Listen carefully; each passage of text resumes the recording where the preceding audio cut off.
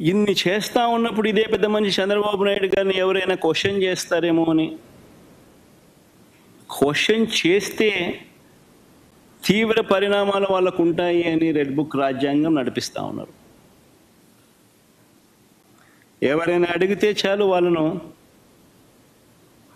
Harass చేసే కార్యక్రమాలు జరుగుతూ ఉన్నాయి ఎవరైనా ప్రశ్నిస్తే.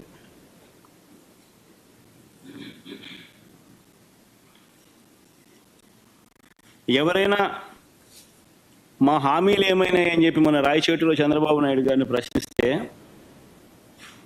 చంద్రబాబు నాయుడు గారు ఏమన్నారు? సంపాదించే మార్గం ఏదైనా ఉంటే నా చెవిలో చెప్పు అన్నాడు.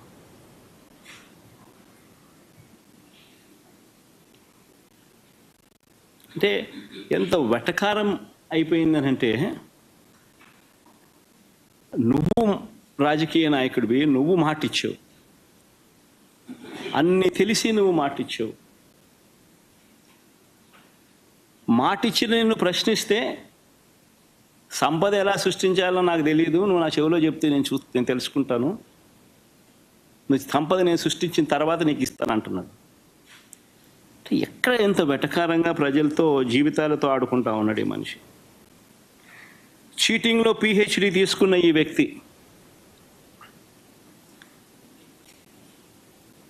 ఆయన నటన అన్నది ఏ స్థాయిలో ఉంటుందనంటే,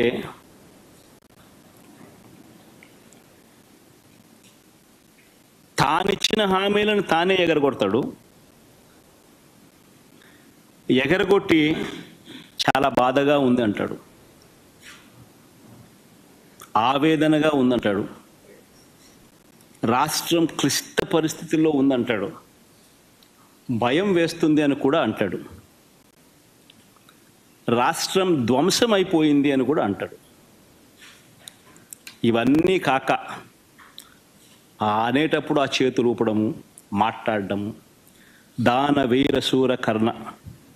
ఎన్టీ రామారావు గారి సినిమా మీరు చూశారో లేదో కానీ, ఆయనకు కాదు ఏదైనా అవార్డు ఏదైనా ఉంటే నటనలో అవార్డు ఇవ్వాల్సింది, చంద్రబాబు నాయుడు గారికి అవార్డు ఇస్తే ఇంకా బాగా పర్ఫెక్ట్గా సరిపోతుంది.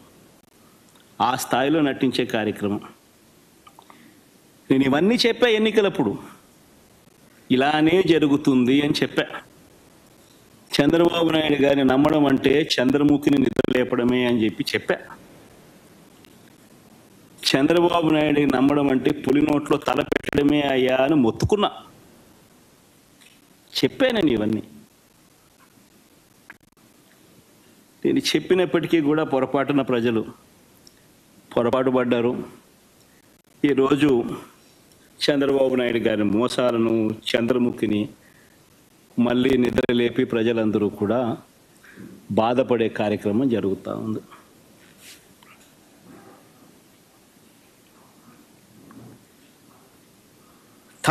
చంద్రబాబు నాయుడు గారు ప్రజలను వంచే కార్యక్రమం ఏదైతే ఉందో, మోసం చేసే కార్యక్రమం ఏదైతే ఉందో, అది స్లోగా ఒక పద్ధతి ప్రకారం స్లోగా పాయిజన్ ఎక్కిస్తుంటాడు. తన అబద్ధాల ఫ్యాక్టరీలో నుంచి అబద్ధాలను బయటికి తీస్తాడు. దానిని ఈనాడు, ఆంధ్రజ్యోతి, TV5 వీళ్ళంతా కూడా రకరకాల పద్ధతుల్లో పబ్లిసిటీ ఇస్తారు. చంద్రబాబు నాయుడు తప్పే లేదన్నట్టుగా, రాష్ట్రం ఇలాంటి పరిస్థితిలో ఉంది కాబట్టి ఆయన చేయలేకపోతా ఉన్నాడు అన్నట్టుగా ఇంప్రెషన్ ఇస్తూ అలా అలా అలా అలా అలా స్లో పాయిజన్ ఇచ్చుకుంటూ పోయే కార్యక్రమం జరుగుతూ ఉంది. ఒక పద్ధతి ప్రకారం, ఒక ప్లాన్ ప్రకారం. ఆయన చెప్పే అబద్ధాలు, ఆ అబద్ధాలని తెలిసి కూడా, అది వక్రీకరణ అని